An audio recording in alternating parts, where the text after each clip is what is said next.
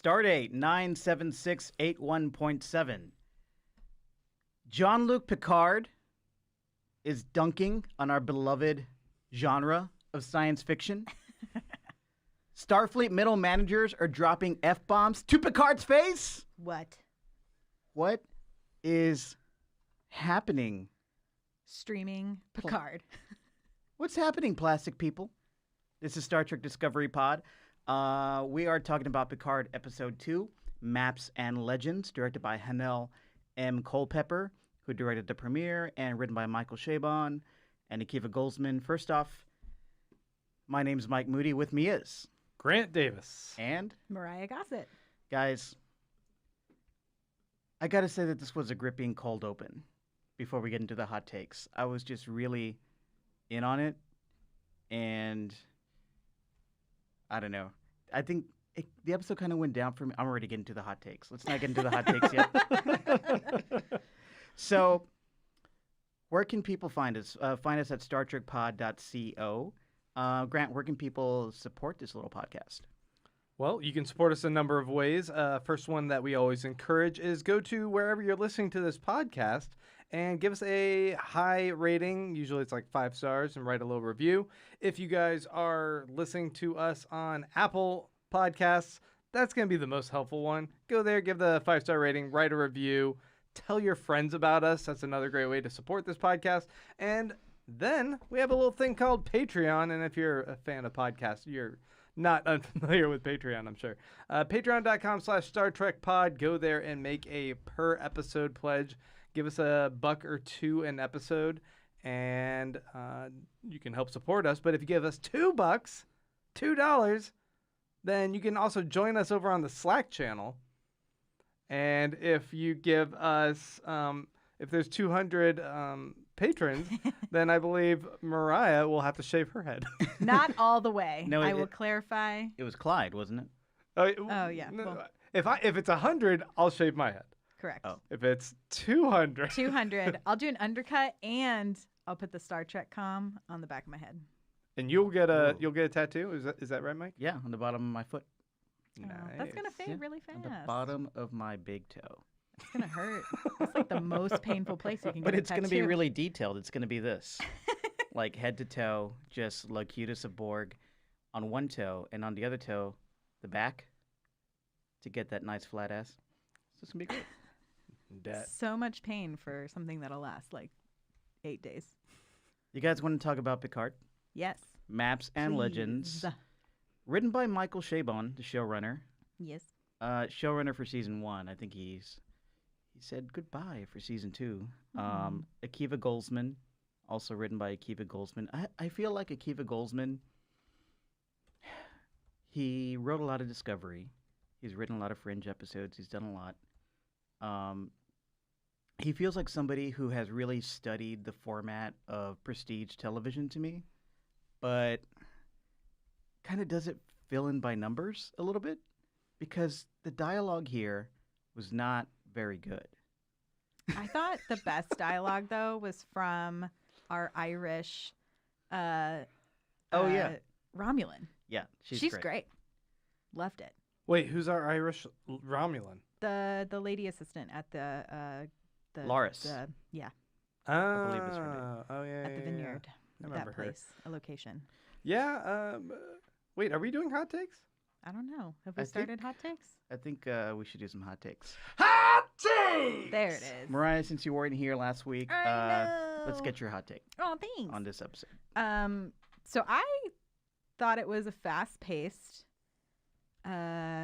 very heavy in explaining a lot of backstory of where we're going with things, but it has now given me enough information for fun Mariah theories, which will come later in the episode. So I really enjoyed it. I think there were some fun details. Again, some fanfare to long-term Trek fans, but lots of good information. There was just one shot that I can't really get over, and I was like, did they just need to fill in? It's that like clock reflection shot that they did. It's kind of cool though, right? Yeah, it felt very like Sherlock Holmesy to me, which is very much Jean-Luc. There was a lot of mystery. like sleuthing going on Yes. in this episode, so that kind of worked. Anyway, That was the only shot I was like, this seems out of place. But So you liked it all except for one shot. yeah. Okay. Mike, what about you? Oh, I wanted to react to your hot take first. Oh, do you? Yeah. Do you really want mine? Okay. I want you to be the bad guy in this episode. Oh, who wrote this? Because A Pulitzer Prize winning novelist wrote this along with Akiva Goldsman, who was the opposite you of said the- Michael Chabon wrote this? Michael Chabon and Akiva, yeah. Oh man. Yeah. There were some just atrociously heavy-handed scenes where they are basically turning to the camera and saying, "Hey, audience member, here's what you need to know," but in just the most ham-fisted, annoying, and like condescending way. Then they fill it with a bunch of science gobbledygook, and I thought Trek is supposed to be a little bit more like. What science gobbledygook? Oh man, what was it? There was some part where they were just Technobabble. They were talking about A like lot of Trek technobabble at the beginning of this episode. Not the cold open, but when they're doing the investigating Picard and Laura's, for sure. yeah, when they're talking about why this secret cabal. There's like a secret cabal of the Romulans, and then there's The like Zhat Vash? a secondary. Well, we already know even about the more Tal secret- Shiar. If you know anything about Trek and the Romulans, you I know don't. about the Tal Shiar. They're the CIA. And now we're getting of the the Romulans. KGB. Now we're getting the KGB, the sub CIA. Well, I mean, I guess that part's a little bit frustrating to me because I don't already know, and then Right. they're like, "Oh, are you talking about the secret group?" And then they're like, "No, we're talking about the secret group." We're and I talking was about like, the Illuminati of Romulan. For everybody tuning in for the first time, Grant is a Trek newbie. yes. You watched all of Discovery. You watched the J.J. Abrams movies. Maybe when you were a child, you saw some William Shatner on the big screen every now and then. Maybe. Maybe, but And that's nothing that. yeah. So you're not going to get any TNG references. You're not going to get references to the Tal Shiar, to who the Romulans are, the secret cabals and how they're basically have been the Federation's enemies for decades. Yeah, I just thought it was kind of corny in the beginning. I thought that once the action kind of starts moving a little bit, I was kind of like, all right, there's some pretty fun sequences going on. I really like the confrontation between the head of Starfleet and Picard. I thought that whole sequence was kind of cool, as well as the other nefarious The Commodore. Commodore O, I Mhm. guess, and And Lieutenant Rizzo, Rizzo the secret rat. the secret rat Romulan. Oh, I went straight to like Grease Pink Ladies. Oh, okay. Yeah. Yeah. So I was kind of liking those deeper intrigue scenes, Yeah. but there was a part where I was like, they are still back at that chateau, just like sipping tea, and man, the Earl Grey references. Lots of tea. Stop it, camera one. Stop with the Earl Grey references. We get it. Michael Is it a- Chabon is not in that, unnecessary inside the catchphrase? camera. Ah, Can I do my hot take? So- Are you- Oh yeah. mixed bag. mixed bag. I will agree. Mixed bag. I'm more positive on it than you. Not as positive as Mariah, who loved it 99.9% except for one shot. Apparently. It's a fact. I'm ready for the next episode. But we just had this one. Right. And that's Give what me we're another talking one. about. Okay. Like I said, the cold open was fucking riveting. I thought that was great. I thought it was really kind of disturbing watching this synthetic android get kind of these slurs thrown at him. Everyone was so mean to them. Everybody was so mean to him, and it was disturbing that he kind of how much he looked like Data. Mhm. Like if you go back to the first episode of Picard, Data's eyes looked a little different. They had like little slits, black slits, and this android had the same exact eyes, Same contact lenses. same contact lenses. Yeah, same that company, Brent I guess. Spiner's wearing. So Same paint face. yeah, so Although he was rail thin, putting Doug Jones out of business that's here. true. Yeah, Doug Jones like, whoa, that's my he's gig. like, wait. Oh, I'm on the other show. There can only be one. But I thought that cold open was great. Thought it was the best part of the episode. But yeah, I'm with you, Grant. A lot of the dialogue here was very stilted. There was a lot of exposition. People on our Slack are also saying that people are going to complain about this episode because it was all setup and it's just plot, move the plot along, and not a lot of emotion, not a lot of not much that's going to get us really deeply emotionally invested. But I will say that I am here for the relationship between Daj's sister and what's Narik. Narek. Soji and Soji and Narek. Soji and Spock number 2. And Freddie Highmore. The dude is exactly like looks Spock like- from Discovery. He looks like Ethan Peck. Yeah, they both got the pointy ears and the sideburns. admittedly a better beard than I can grow, but still that kind of fake ass beard. I got to focus on the teeth. That's where you see the differences. What's with their teeth? They're different. In what Romulans way? and Vulcans have different teeth. Oh, is what I'm saying. is that true? Yes. Yes. This was a mixed bag of an episode, Okay. but I got to say the MVP of this episode was Laris. Right? Oh yeah. yeah, Totally. our Irish Romulan. She was great. She was great. She's cracking codes on computers. Yeah. She's delivering great one-liners. Yeah, I have. She's dropping tea sets because he don't need no more Earl Grey. had enough. The detective scenes with Picard and Laris reminded me a lot of Fringe. I could see that. And there are people who work on Fringe who did work on Fringe who work on this episode. So obviously we're going to get that. The actor who plays Laris actually was on Fringe, Orla Brady. She played Walter Bishop's wife. But yeah, I'm here for the Laris show. Give me the Laris spinoff. Like Laris Space Detective, just like I want to know more about her life. She had like like crazy traumatic childhood. And did we hear that her and I guess her husband were they in the Tal Shiar? Because or their parents were? Or their parents were Something like that. It seemed like they had some sort of connection. Right. But I don't know. Like that intro sequence, it seemed like she's standing in the apartment of Daj, who died earlier. She's waving around her little wand thing that like retraces time with particles and shit. Which are illegal, but I got one. But she's a bad girl. She does what she wants. She does. But you can't tell me you don't like her. I don't like the dynamic they had in those sequences because it was pretty stilted. I thought it was very Sherlock Holmesy. Yeah. It's just so much technobabble happened. It was. In that and she's like, sequence. she zips around. She's like, oh, these super smart Romulans. I'm just guessing, like part of the Vol Shiar or whatever the fuck it was called. Well, there's a Tal Shiar, which we always knew about in Trek. And now the secret cabal that is even more underhanded and clandestine than the Tal Shiar is the Zat Bosch. And apparently the Zat Bosch was founded because they have a deep-seated fear and hatred of synthetics or tech. And they're Luddites of some sort? Exactly. They're like the Luddites of Star Trek. But there's this more secrets. Apparently. But they have the tech to erase particle back in timer they're doing it, not the computer. I don't. This is what I found interesting about they like math. What Laris was saying about the Zat Bosch, that they have an end game. And their end game is, what did she say? She said it was something that is so horrible that you can't even say it out loud, but she doesn't know what it is. They have robophobia. That's they what it do was. have robophobia, but yes. maybe they actually have robophilia. But why don't you think that maybe like they're actually super into robots and they don't want to admit that to themselves?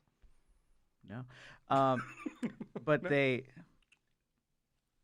what I'm trying to get to is that there's a reason that they have the robophobia. And I think that's going to be revealed soon. I think it's going to have something to do with the Borg. Right? It might have something to do with the Borg, but I'm hoping it's something stranger and more out of left field. So we'll see. Yeah, I'm into it. Well, okay. So after she reveals, like, oh, they must have erased the part right where the boyfriend gets killed. Then right after that, she turns and goes, but there may be another clue, audience. If only we look. And then I swear Picard looks right down at a table and goes, oh, is this the clue? And she goes, oh, snap, there's the clue. All right, moving on to the next plot point.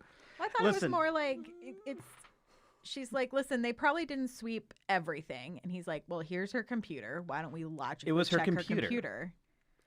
Yeah, and then she's still like, well, they did some stuff, but I think we can be smarter than them. Listen, I'm watching this thing. I realized after watching the premiere and then watching this, I gotta watch this thing kind of like a superhero movie, like not as a prestige drama, not as the prestige drama that I want it to be. But don't you get that? Like, I feel like people are hyping this up as like, oh man, it is so smart. It's Trek. Like Trek is supposed to be smart. So didn't they show Kind the of. first 3 episodes together at the premiere? Yeah. So in my mind, I am viewing the plot of these first 3 episodes as integrally linked to each other. And that's how I'm more judging it. So we saw Act 1. We just started Act 2. And the next episode will be the conclusion of Act 2 plus Act 3.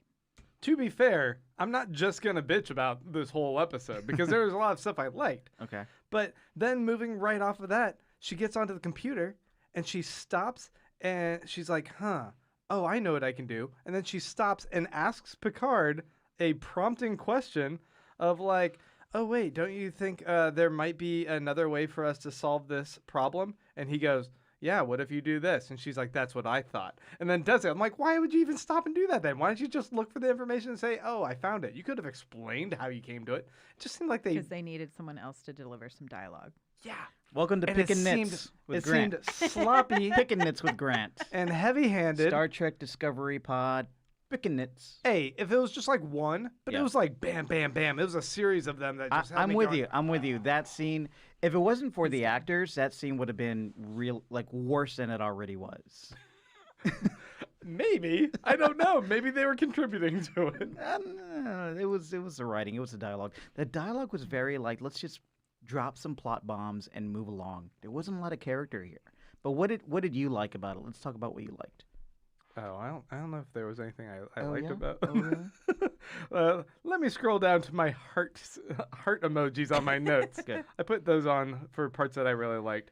So I already was talking about the scene where Picard decides that he wants to go and try and request access to rejoin Starfleet so that he can go up into the sky for one secret mission. He just wants a little small-scale ship.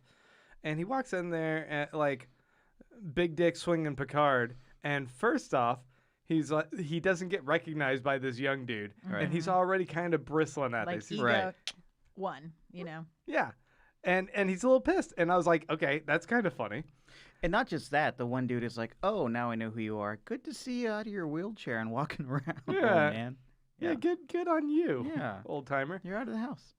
But then he gets into the confrontation with the lady because he has that big ask, and she drops the F-bomb. She's like, Not the first F-bomb in this episode. yeah, I guess there was another one that Well, she said frackin'. No, she said cheeky fuckers. It wasn't. It's Cheeky? feckers, cheeky feckers. which is a different. The subtitle spelling. said cheeky fuckers. Really? Laura's called the Tal Shiar think- cheeky fuckers. I like you I trying to thought give it it had the an Zot E in Vash. it. The Zot Vash are cheeky fuckers. All I'm right. just gonna call them in cheeky Ireland. fuckers. It's okay. In Romulan Ireland, it's fine. I'm gonna call a UK friend later and confirm that All right. spelling. I'm just gonna call the Zot Vash cheeky fuckers because I can't remember the name Zot Vash. They're just call them the Romulan KGB. Cheeky fuckers. That's what I put in my notes. Anyway. But she says like the sheer fucking hubris Yeah. of him asking that question, and I think that a lot of times we see an F-bomb dropped on a show, and it's like, oh, this is their precious moment to use one. And you go, oh, that's where you used it. But I thought this was pretty good. It was cutting, and it was followed up by her really dressing him down in a way that felt like, while at the same time he's supposed to be our protagonist and I should root for him, I was feeling it. I was kind of like, Right. I see where she's coming from, Yeah. and I think she made a lot of good points. And then what really like sealed the deal for me was her saying, do what you do best and go home. And that was really paralleling what we were discussing in our Patreon mini that we did after last week's episode, where it's like, does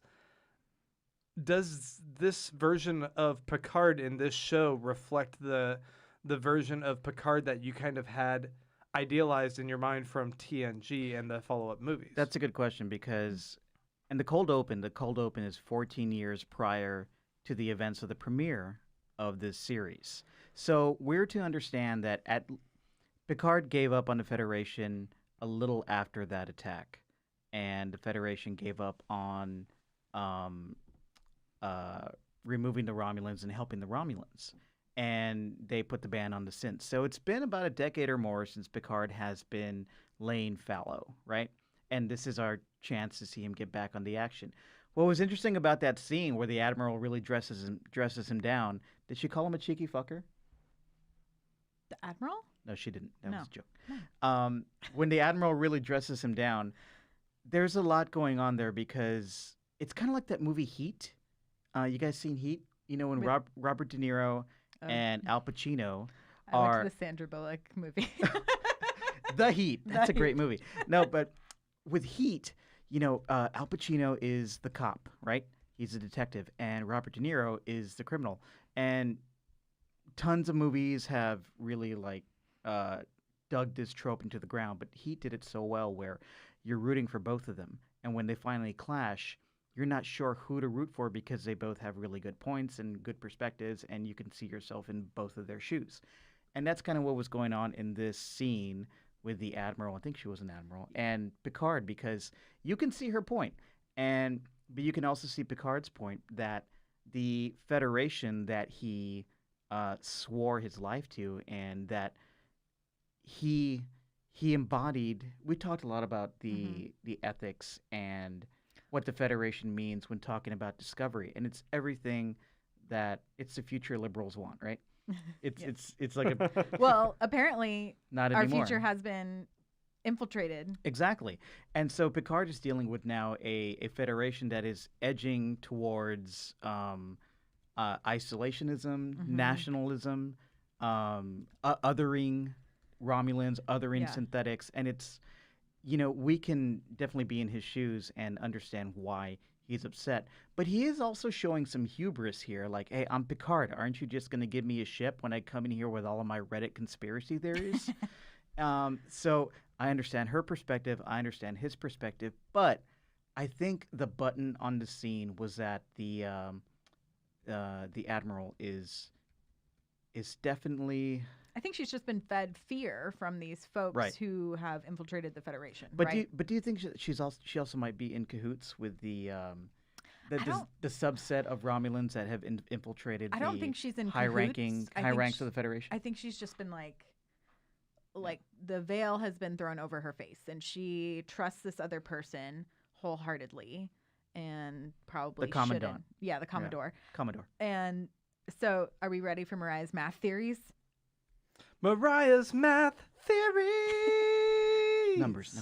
Excellent. So this all started because they were talking about how Daj's profile essentially was created 3 years ago, right? Yeah, she's only 3 years old, and probably her sister is only 3 years old. Correct. And we learned that Daj and Soji did know each other because Daj was They calling. would communicate with each other. She was FaceTiming her. Yeah. So I started doing some maths because there's all of these signs that are saying that it has been 5,843 days since the last assimilation on the Borg cube. Oh yeah, that was great. And so I did the math, and that is 16 years, Okay. which means 2 years before the attack. the Romulans have had that cube for 2 years before the attack. Okay. What does that Okay. mean?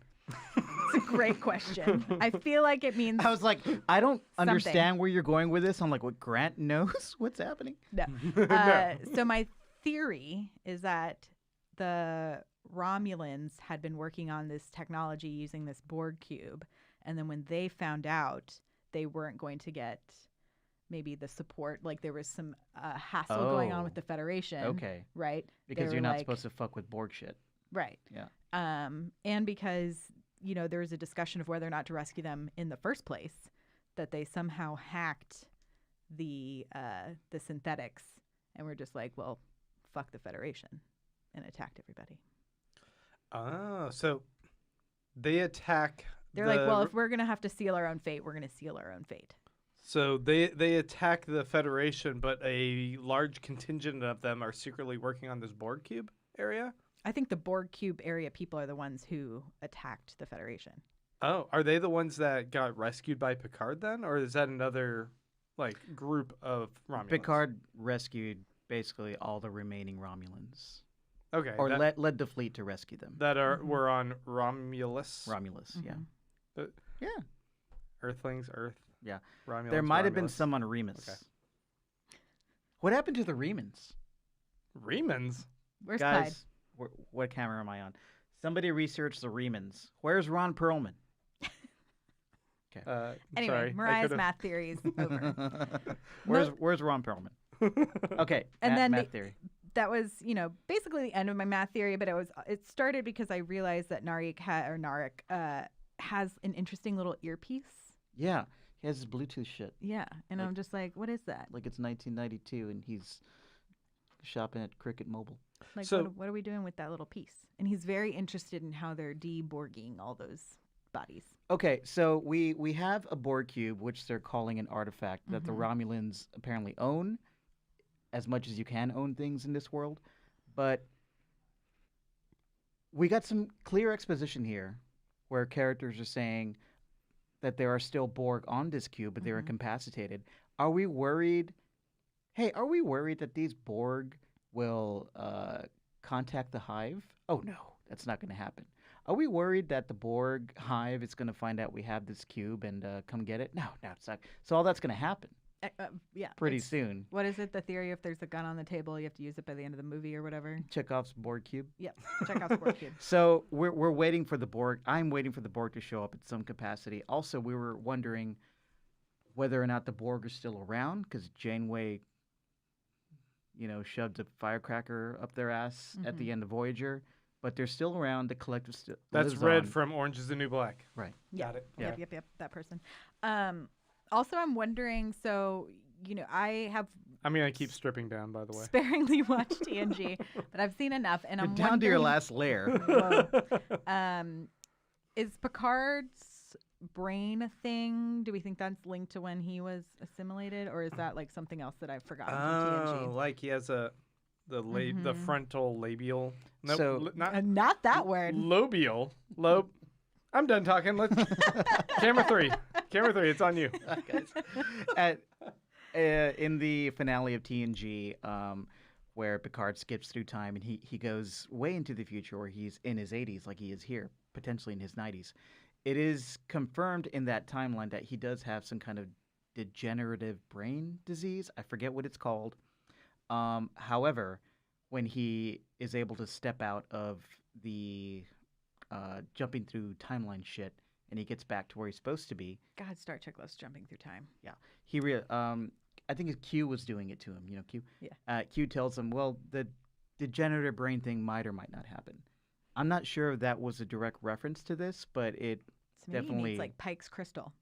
yeah, it definitely set off my alarm. and I don't know if you guys know the actor David Paymer, but Is that the doctor guy? that who was came a by? doctor. Who is that? David Paymer, the actor. Well, David Paymer is clearly one of those that guy. yeah. Actors. Marvelous Mrs. Maisel, Mr. Saturday Night with But who's Billy in the Crystal. context of Star Trek? This is the first time we see this character, probably the first time he's referenced, but apparently he was a doctor on the Stargazer, which was Picard's ship before the Enterprise. So, which is interesting. So has he been on Trek before? No. Oh, No. okay. A lot of people are online. They wanted the different doctor, right? A lot of people want to Crusher. A lot of people were confusing David Paymer for the Traveler, who is a character in TNG, who is kind of like an omnipotent being. Because David Paymer kind of looks like the Traveler, but he's not the Traveler. He's just a doctor and a Stargazer. Also, people are wondering why didn't Picard call Beverly Crusher, who was a doctor on the Enterprise for many years? Couldn't get her to cameo. Couldn't. She was at the premiere, so she might show up sooner or later. Mm-hmm. But Picard does address his former crewmates on the Enterprise, who we know and love, in this episode. I'm not going to call Worf. I'm not going to call Picard. LaForge. LaForge. Yeah, LaForge. Or Riker, because they put their lives on the... Basically, he's saying, I don't want them to die for me like Data did. I can't live with that. So he's just going to go get some ragtag crew Yeah. that he doesn't care about. Who That's I'm really excited about is the character of Rafi, who is in the comic books. Wait, Rafi? Not from the league. No, not from the league. Oh man, Oh, man. I That got would super have been excited. an epic crossover, though. Pocket dog. Sorry. No, not from the league. No, but apparently she's playing this like very sarcastic tech hacker person, and so I think her character is going to bring a lot of like the humor that I think has been sort of missing from the series. Was thus this the far. character he went to visit at the end of this Yeah, at episode? Kirk's Rocks. Yeah. Oh yeah, Vasquez Rocks. We got Vasquez Rocks. Okay, Not on Vulcan. going back to what you just said about Picard not wanting to involve those characters. Yeah. Like I get it from we can't just keep casting all the same people on the same show again. I think they And we, could, like- but they don't want to. I They think want to they're- make this a new adventure with yeah, new. Yeah. But at the same time, doesn't it feel like, dude, you were the captain of the ship endangering those guys' lives. They were putting it on the line all the time. And if you think this is actually important for not just like, this isn't just a vanity project, this is about the legacy of Data, that's a valid thing to ask them to Well, put their maybe life that's on the line lesson for. he has to learn, Grant, throughout this first season. Because we do know that Riker They were and friends all along. we do know that Riker and Troy are going to show up.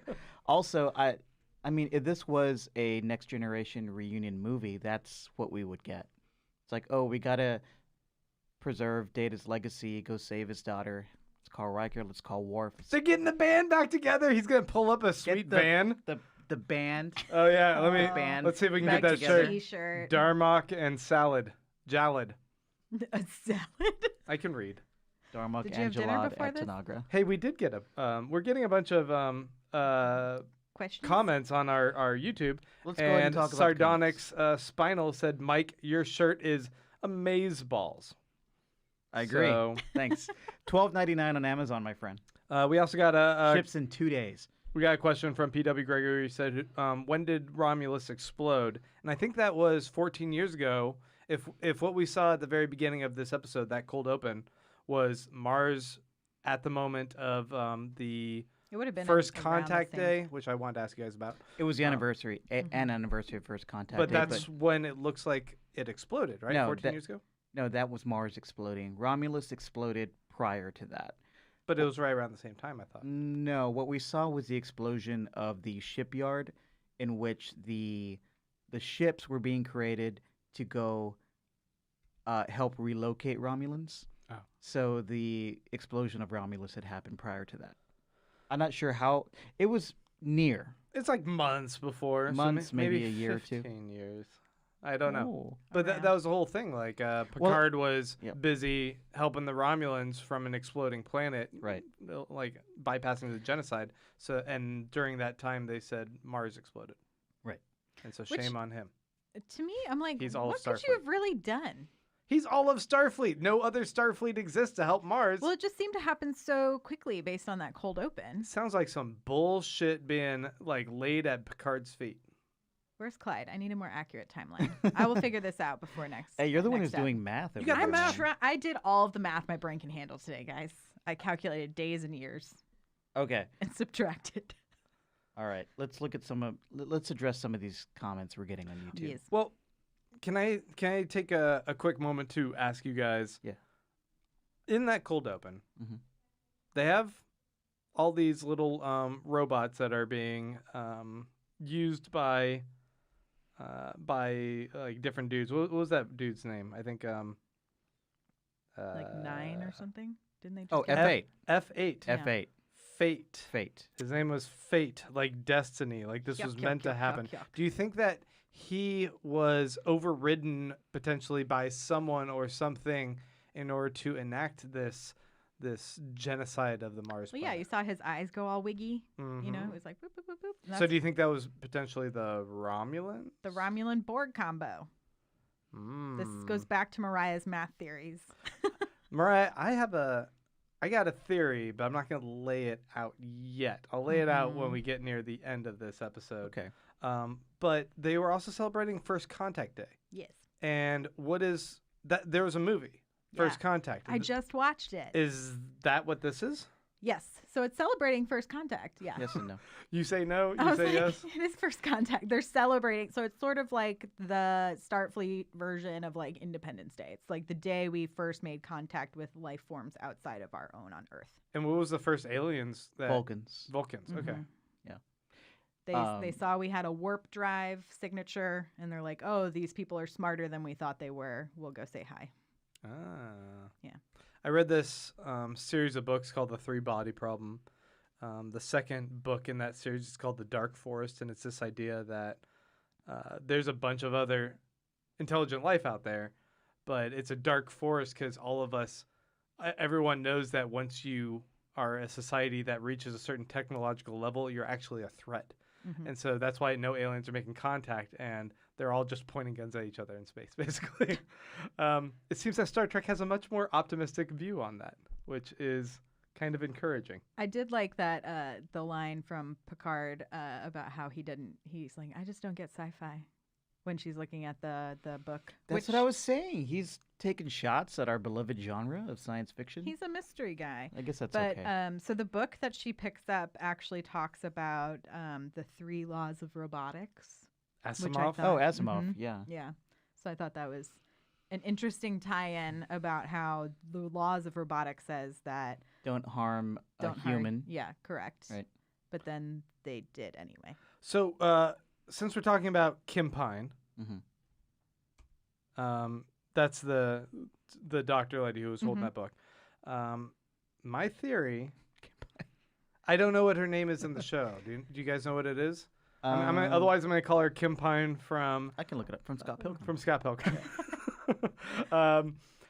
She seemed to not only drop by Picard's chateau, however easy it is, I guess, to travel. I guess it's super easy. I mean, did you Well, see them you can like beam. Yeah. teleporting everywhere? I Yeah, guess everyone's just teleporting everywhere. Teleporting arches. And yeah. then there Okay. was the space taxi that dropped him off at Kirk Rocks. Right. That's from the original series? Kirk Rocks? Is that? Oh, it's is- just what the location is called because Kirk was there so It's much either in from the original Nevada series. or California. It's in those California. jutting rocks. The They're called Vasquez. Vasquez rocks. They're in Bill and Ted as well. Oh, They're in a lot of movies and TV shows. Yeah. Everyone loves to shoot there. very cool. Typically in Star Trek, when you see the Vasquez rocks, it's either an alien planet or it's specifically Vulcan. But here was Earth, Mhm. apparently. Dr. Agnes Girardi, Okay. Allison Pill. So Allison Pill, when she is talking about, like she drops by and she's like, "Oh man, like you got to do all this stuff with or you got to meet Daj, and man, I'd really like to just go meet Soji." Didn't it feel like she was really pushing to get herself like invited on this Oh, escapade? 100%. Well, you can't blame her because she's not doing anything She's at bored. the institute. But do you not think maybe there's nefarious intent? There might be because she worked right alongside Bruce Maddox, our missing figure, who became Data's friend, but at first was a big antagonist towards Data in TNG, and who apparently potentially created Data's daughters, but is now missing. So what were his motivations? Is he a bad guy? Is he a good guy? Is he going to show up? I don't know. Well, So. allow me to put on my Reflectatine hat. Do it. That's a Watchmen reference for you guys. And I think that Allison Pill's character, Dr. Whatever you just said, is Girardi. actually the mastermind. I think that she's so gentle and kind-hearted, Yeah, like I like on that. initial impression, that she's actually got something else up her sleeve. I think that she helped to create the twins, or maybe she was actually more the mastermind than even Maddox, who might be a scapegoat, a red herring Yeah, guy. probably. I would also think that unless her age is a problem, I'm not really sure how old she's supposed to be, that maybe she helped start the revolution or the synthetic revolt on Mars, so that everything broke down, people distrusted them, so that she could run these secret experiments where she's making them and just trying to drop them into society to run operations, so that her ultimate purpose is kind of Invasion of the Body Snatcher style, where she wants to have synthetics replacing people like in society, kind of like what Dollhouse was doing a little bit in their plot in the show. You could replace powerful people with synthetics that initially seem like the same person until you kind of flip a switch and suddenly they can fight off 1 million people or whatever is Like kind of the reverse. situation. And now she's inviting herself on this mission because she knows that they're going to go to the Borg place where she'll have that final bit of tech technology that to she needs. assimilate them all. I I don't hope- know. I'm like a kind of bullshitting because I don't really Well, know. yeah, tech. no. I hope you're right because that kind of twist, left of field twist, would just really give some energy to this show. You know, because I don't know, it's good, but I'm not super invested yet. Yeah, I mean, I think it's possible that she's been like maybe planted to get Picard on this so that they can then no, they already know where Soji is. So, never mind. Right. I don't know. I'm not really sure exactly what Maybe they're. she helped him like develop the tech and then he took it and she's pissed that he took it and like maybe she was like really involved in the I mean, if we want to parallel what happens in real life, a lot of dudes take credit for a lot of work that women do in science, and so maybe this is like something they're going to address in the show. I think that's an interesting point. Can I make a counterpoint on that of something I observed here? What is the deal? And was Starfleet always like run mainly by women? I mean, it's always been, I mean, that's the thing with Star Trek, and that's one of the reasons I love the show, is it's always been one of the most diverse shows on television as far as like showing women in power and people of color in positions of power and having that opportunity to see yourself on TV. And that's part of the reason why I love it. So Okay, maybe then I'm way off base here. But I was watching this and going, oh, that's cool. They're showing like all of the central people in Starfleet that are in positions of authority are women. I'm like, that's good. That's progressive. And then they also we're seem all to be evil. yeah, right. Doesn't it seem like a little bit they're trying to say like everything fell apart and everything's corrupt in Starfleet, and now you have these evil motivations of and Rizzo the Rat, and like they're up to shenanigans here. I think Hanelle Culpepper was just like, I have all these great women actors that I want to hire, so yeah. Why not? yeah. Okay. Also, women can be fucking evil. yeah, they can, Case in point. but it shouldn't be like You're all dying in your sleep. as soon as women take over Starfleet, all of a sudden it's evil. That's no good. But if this I has would always be been kind of the interested trend, to see the case study of how many women are actually in charge at Starfleet. Like, who hired this Commodore person? So, Anyway. Karen on the chat Karen! makes a really good point. Tell Grant about the Badmirals. In TNG and in DS9, every time an admiral showed up and told Picard what to do or gave him some orders that he didn't want to do, that admiral typically ended up being evil.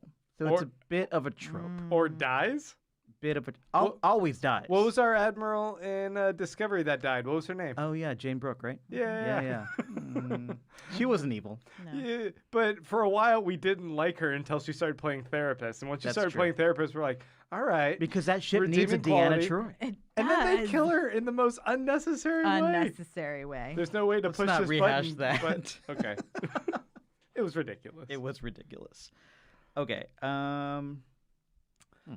So I also wanted to talk a little bit about what's going on this Borg cube with the dark gray areas or whatever that they have to have these special pins. Right.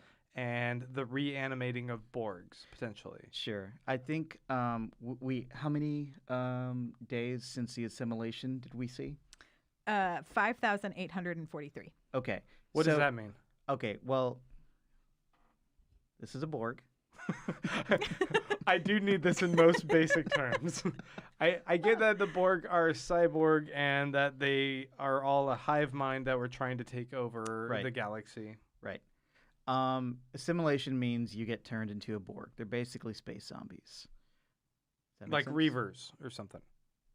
Mm, Are they shells for is there a single consciousness? There's a in- hive.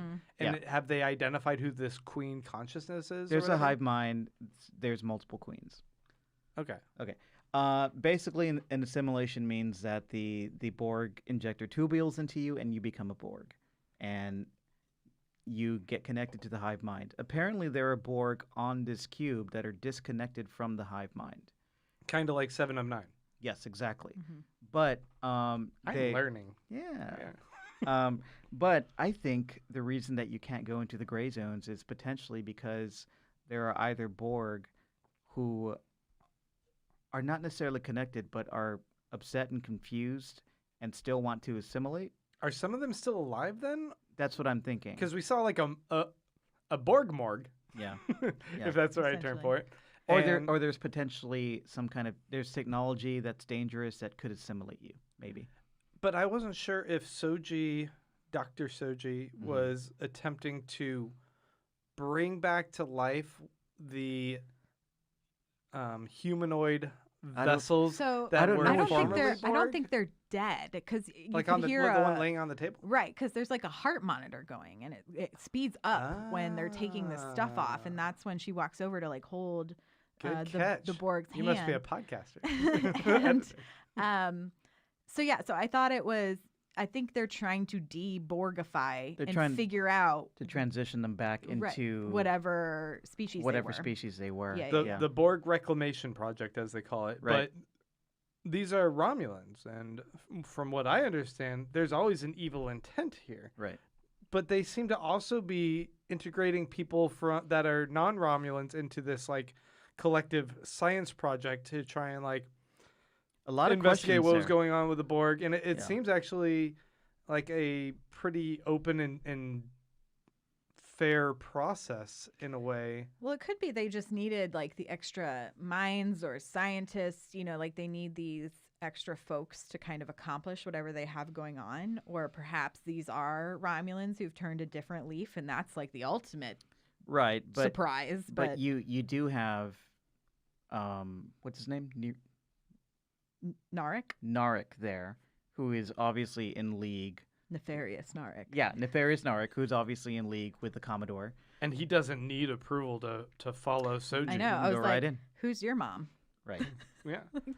That's what I was like. Is your mom in charge of this? He's a big deal. He's Ramsey Bolton Jr. is. It's true. Freddie Highmore. Yes. But yeah, I'm really interested to see what they've got going on there and like what the end game plan is.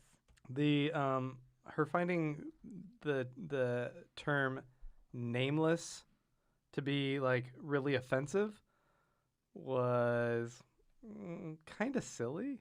It was a little silly. Like it was like, oh, how dare you say that? And it was like, now this bears another explanation of why she might consider this to be an offensive statement. Well, I think they're trying to parallel the fact that like you saw how the synthetics were treated on Mars, right? Where they're just given F8 as a name versus how a synthetic like Data was treated, who was given a name and more opportunity to grow Right. and to learn. And so I think if she is the offspring of Data, that would be something that is ingrained in her, is that we are some sort of being. We're not just a number or a serial number. I like that. I like this idea of them continuing to reinforce this idea of like, what is a being worthy of respect, and kind of continuing to investigate that. Once again, this is more just kind of clumsiness in the line delivery of how they scripted this, where I was like, I'm not so sure I'm feeling all of this. And Mariah, there's another question. I kind of posed this to Mike as well, but Mike disappeared from camera. What? There was this question I was also posing to him during the, what do you call it? During the Patreon that we did. Mhm. And it was the pin that he wears, that Picard wears, the Starfleet pin. Mhm. How does that hook on the shirt? He just like puts it near the fabric and it just. I told you, Come. all fabric is magnetic in Star Trek. I don't buy All that. fabric around the boobie Should- is magnetic. Shenanigans. The left boobie. The left boobie. Everybody's left boobie is magnetic. Do I you- mean, do I you think it's concur? just like probably technology that grabs onto it. I don't know. I don't need to know. Fine. TV Who magic. cares? I care. Well, I mean, it I could don't know just be why. it could be a little hook on the back that you're just like bloop and it sticks. But when he does put that on, the swell of music that was like really like old school Star Trek Yeah. was pretty You see, dope. Wasoha in the chat can confirm that her left boobie is magnetic. Oh, well, Wasoha's from the future with a magnetic boobie. Thank I- you. fair enough. I guess that's how it works. Can you guys also explain to me how did Data die? Did you watch Nemesis recently? I did not get to watch Nemesis, Yeah. but he like He died of sacrifices himself, A right? broken heart. Yeah, Picard was trapped on. Picard was. You see, there's a character named Shinzon, played by Tom Hardy, Okay. who was a clone of Picard, All a right. younger clone. So who? it's not just this I get writing to that might have rewatch. been I corny. forgot Huh? Hardy was in this. I was saying it's not just Picard episode 2 that's corny in Star Trek. No. Shinzon became the leader of the Romulans for a while, and he had this warship, right? And Picard was trapped on the warship, and it was about to explode. But Data beamed over and beamed Picard back onto the Enterprise, and there was only one beaming token left, so Data had to stay on the ship, and it exploded.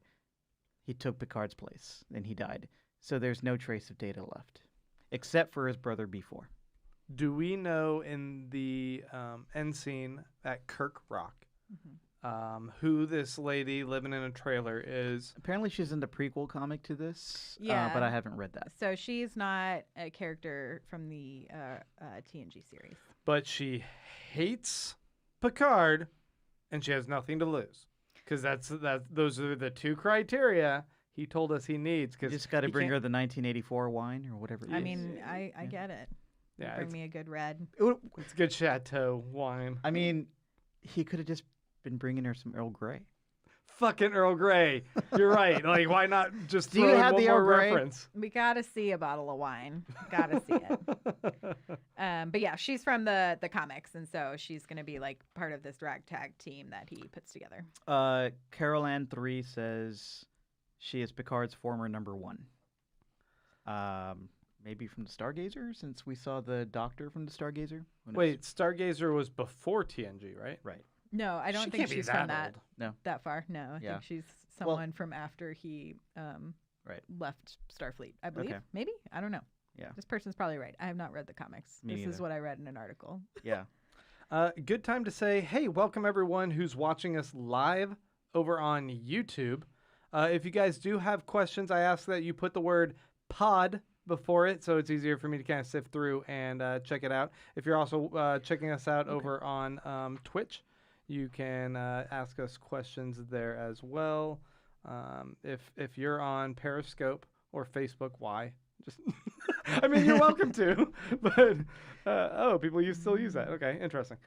And Our fans are so smart. They're already on it. They're like, she's from when they were on Yeah. the rescue mission. Apparently, she was Picard's number 1 on a spaceship called Verity when they were rescuing the Romulans.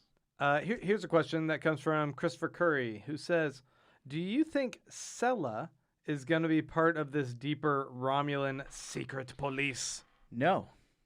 Who's Sella? Sayla, Don't just say no. That's all you get. yeah. I need more. Yeah. No. Who's? Oh, are you looking it up No, to get it right? I forgot the actor's name, and she is Denise Crosby. Denise Okay. Crosby played the security officer in TNG before Worf took over. She played the character Tasha Yar, and then she died in a really great episode, really disturbing episode. But Sayla is her offspring, who is half human, half Romulan, and she's also played by Denise Crosby, and was a really big fan favorite villain during TNG. And she was like a Romulan admiral, probably part of the Tal Shiar, I'm not sure. She's kind of a rogue Romulan, but I don't think we're gonna see her in this. P.W. Gregory asks, I'm not actually sure what this was in direct reference to, but he was asking if what we had been talking about had anything to do potentially with Sarek's mind meld. Thinking that might be a little bit of too deep of a cut, but I guess just going off of Sarek's mind meld, do you think that aspect that we saw of how deep a mind meld the Vulcans can do? Wait, can Romulans do mind melds too? Has not been established. They're too emotional, right? Too emotional. Mm-hmm. Okay. Do you think we're gonna see more like Vulcans kind of like doing stuff here in this show? Like showing like alien powers and techniques that we haven't seen. Is Commandant O a Romulan, Commodore? or is she supposed to be a Romulan or a Vulcan? She's a Romulan. Oh, and so that's kind of why she was like defensive, like, shit, I would tell you Right. if a Romulan thing was going down. Right. Have I not bled enough to Yeah. show I'm a traitor to my people? It seemed like she was super defensive there. So I get that. Do you have another question that you were pulling up? Let's see.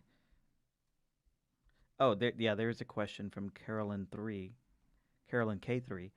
When Soji spoke to the Borg, was she just automatically speaking to it in its own language as a synth thing? She had just asked what species it was. So do you remember that? She spoke a different language, Yeah. and then Narek was surprised to I thought see it that was happen. just Romulan. Was she speaking Romulan? I mean, I am not a linguistics expert in the Star Trek field, so. Where's Clyde when you need him? But she understood Romulan from Narek earlier in the episode, which leads me to believe that she does speak Romulan. Right. And so I'm not sure. Maybe that's the whole reason they're deborging these people. Were these Romulans? And that's the whole reason they're trying to do this. Jordan Stevens does say, rest in peace, Clyde. Yes, for those of you listening, Clyde we is dead. lost Clyde to the Star Wars franchise. He just left us and decided he likes Star Wars better. He's gonna go write his He's going to murder slash you next fic week. of Star Wars instead.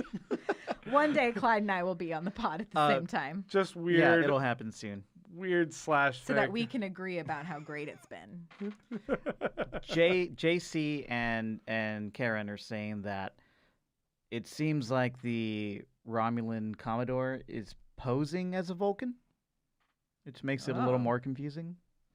I don't What? Okay, wait. I don't know if that was specific text of the Hold show, up. so we'll see. So we have Rizzo, who's posing as human because she cut her Romulan ears. A lot of Ash Yeah. Tyler shit going on and here. then you think it's possible that I don't think. what if the actress playing Commodore O is actually wearing like some fake ear thing? Oh, I mean, what if the actual character? What if the, you know what I mean? know. No, No. not so much. Okay. I don't know. what So you- Christopher Curry says that what is Soshi?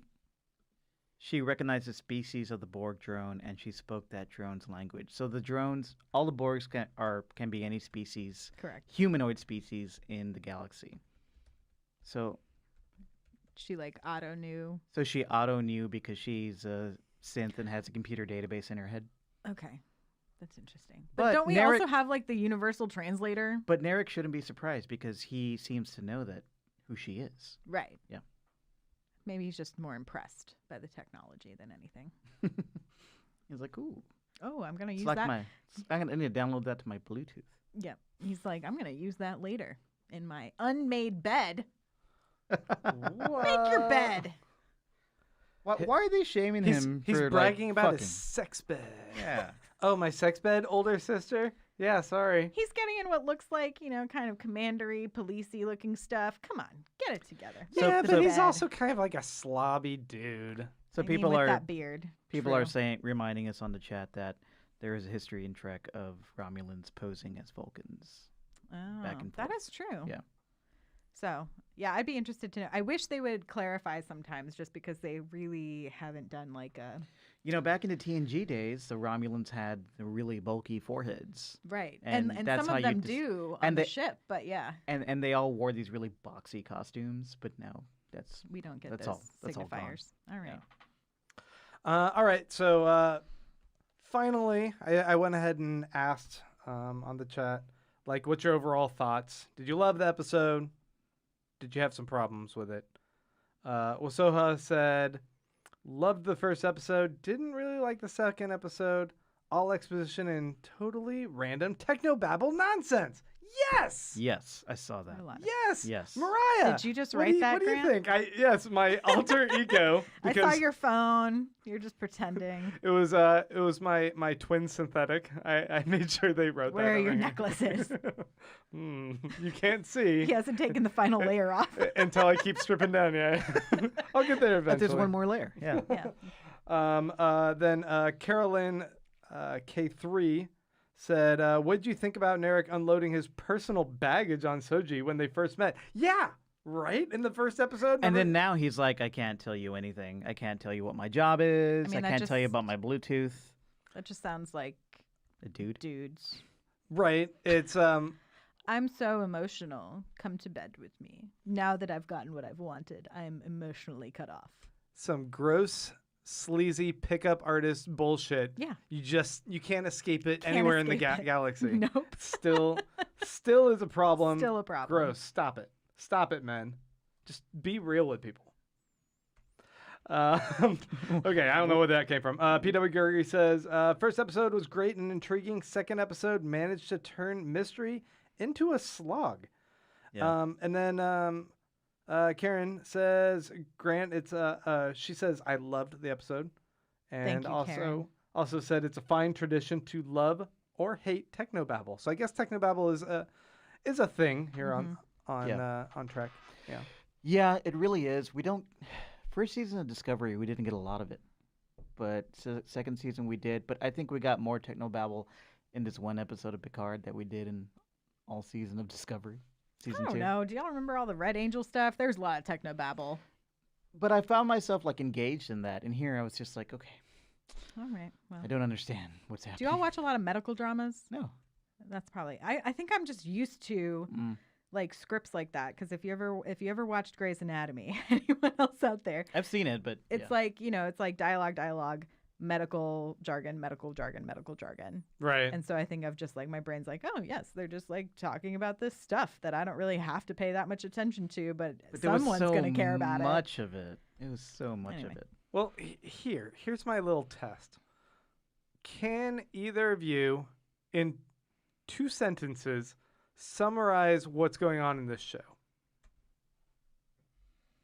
What is this show about? You get Humanoid synthetic twins have been developed off of Data's memory, and Picard is on the mission to save them from the evil Romulans. Maybe. But you said 2 words. That was all right. You said 2 sentences. Oh, I said 2 sentences. Oh, Yeah. 2 I sentences. was like, Yeah, 2 words. And she technically, Yeah. I In think, did it one. in one. a That was pretty good. compound, but one. Yeah. Yeah, Not bad. That was Yeah. good. Alright. Okay. You Picard. get 2 words. Picard. Good luck. Picard old. You both nailed it. Congratulations. Can I get 3 more words? Yeah. But still hot. Oh, it's those sweaters. Those A sweaters. sweater game. Can is we the on just can we just point. talk Gee. about the sweaters The and, costume designer and the- is nailing it. and the jackets? Oh man. It's good.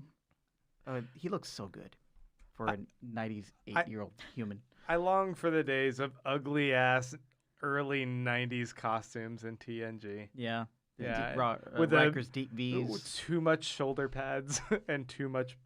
embarrassing T-shirts with Jean-Luc Picard playing a guitar. good. It's pretty sweet. It's a pretty sweet shirt. Although if he's sleeveless, I feel like you should gotta be cut the sleeveless. sleeves off. Yeah. Show us Gotta some match. guns. All right. Is there anything else that we needed to cover? I do want to say that on our private Slack channel, which you can become a part of at patreon.com/Star Trek Pod by donating $2 an episode, there is a kind of a debate going on whether or not, on how people felt about the Admiral dressing down Picard. There's a contingent that says he deserved it, and then there are people saying it was just too harsh, so I'm going to dive into that and see where we end up. Because it was kind of hard seeing Picard being dressed down so horribly. I think in they this had episode. to knock him down a little bit, though. I think we've seen him as this, like, he was on the news. He kind of gave us this, like, yeah, you're still the Picard we know and we love, and you have, morals and ethics that you're upholding. And then he's got this like sweet chateau, and then he's still like, I'm figuring out all this stuff on my own. Look how smart I am, and I can get anything I want. It's like there has to be some sort of kink in the road, right? There's got to Sure. be something that blocks it. But it was quite And- harsh. He lost his groove. He lost his swagger. Right. He tried to just saunter on into Starfleet like, you know who I am. Let me through the front gate. And he got a series of impediments. And that's what he needed. He needs a little slice of humble pie. I think he needed it so that he's really putting together the ragtag team, and he is the ragtag leader. That's where we need to be. Yeah. Yeah. He needs to be an outsider. Yeah. To the entire Federation, to everything that he's been the symbol of for so long. Now it's rejecting him. Yeah. Yeah. I like that. Did in the original TNG, did he not save the galaxy enough times to earn him one or two bad days of being a little mopey and To giving leaving one bad Starfleet? interview. Yeah, it's Yeah. like, I mean, he gave a bad interview and he quit Starfleet when he had a disagreement, but he also fucking saved everything like over and over again, right? Am I wrong about what happens on Yeah. these shows? But it was like 14 years ago, for one. And then he also, like, just 2-3 days beforehand was talking smack about Starfleet. And so I think she needed to save face because that's the organization she's choosing to represent. Yeah. Sardonic says the Admiral was being objective, but it was an outrageous request. But P.W. Gregory says he deserved it. You don't get to request the Kirk demotion. You get it thrust upon you. Yeah, what'd you guys think? He On was your like, labia. he was like, yeah, if you want to just like, don't bring up the labia part anymore. It's a slip of the tongue. No. Oh, Lord. Magnetic No. boobies. Nope. Shut it down. So somebody Shut on the chat wanted to see the Monopoly board, which we're gonna get into in our Patreon episode tonight. So you should join. If we're gonna unbox the Monopoly, we're maybe gonna play a little bit. That is from the first golden era of Star Trek. That's from the late '90s. Trying to Vanna White this. Found it at a garage sale. So yeah, if you go to patreon.com/Star Trek Pod, donate a couple bucks, you'll be able to see all of our Patreon videos and tonight's, in which we unveil the Star Trek Monopoly and Yes. play. And maybe drink some Earl Grey tea if we're not tired of it yet. I already had some. Perfect. I drank it all. Tastes like shit. That's very clearly water. That's water. That's Or what's the going on. weakest cup of tea I've ever seen. Also, your water, Weak tea. your water should not taste like shit. Weak tea. Yeah, that's not good. Where'd you get that water Have from? you seen the pipes in this place? That's a toilet. Quit getting water out of the toilet. So again, if you How many support times us do I on have to tell you? Patreon, we can get better plumbing and have better tea. Very true. Yeah. I think we're good for now. I think we've basically covered it. Yeah. You Where guys, can people find us on the internet? Guys, you can find me at Mike Moody on Twitter. Follow us at Star Trek Pod on Twitter. Mariah, where can people find you? I'm at Mariah Gossett on all platforms. Check the listing for how to spell my name because I don't feel like spelling it right now. Grant. Baron von Grant. So fancy. Sometimes you make a handle when you're younger and you're just kind of stuck with it, you know? Baron von Grant. Go ahead and follow that. Thanks It to, feels so royal. thanks to everybody watching us live. This felt kind of like a very Loosey-goosey? loosey-goosey episode. We Yeah, need but a- I Yeah. think we're also kind of all over the place on how we felt on this episode, so maybe it's a yeah. little bit more appropriate. I think so. It was Yeah. a whack episode. It Also, was we all awful and had- we all agree. Also, all honesty, it wasn't a whack episode. There was some good stuff. All three of us had a very long, busy day. Very long day. Yeah. So hopefully Clyde will be back next Feel week. old, guys. And he can just agree with me feel on everything old. because apparently we agree about this series more than anything. True. So Feel old like Picard. shave your head. Thank you guys for checking us out on all the streaming platforms. And if you're listening on the podcast, be sure to go ahead and like and subscribe. Like and subscribe wherever you're watching this. And go to StarTrekPod.co to subscribe on any platform you listen to or listen on. And yeah, we really would love those 5-star reviews on Apple Podcasts. I don't care where you listen, but the Apple Podcast reviews really matter and really help us. So give us that those 5-star reviews, and we should start reading reviews again on the pod. So if you leave a review for us, we'll start reading them. Not if they're insulting to me again. If you insult Grant, those are the only reviews We will also read. read on the pod. I don't like them. All right. Live long and prosper. Bye.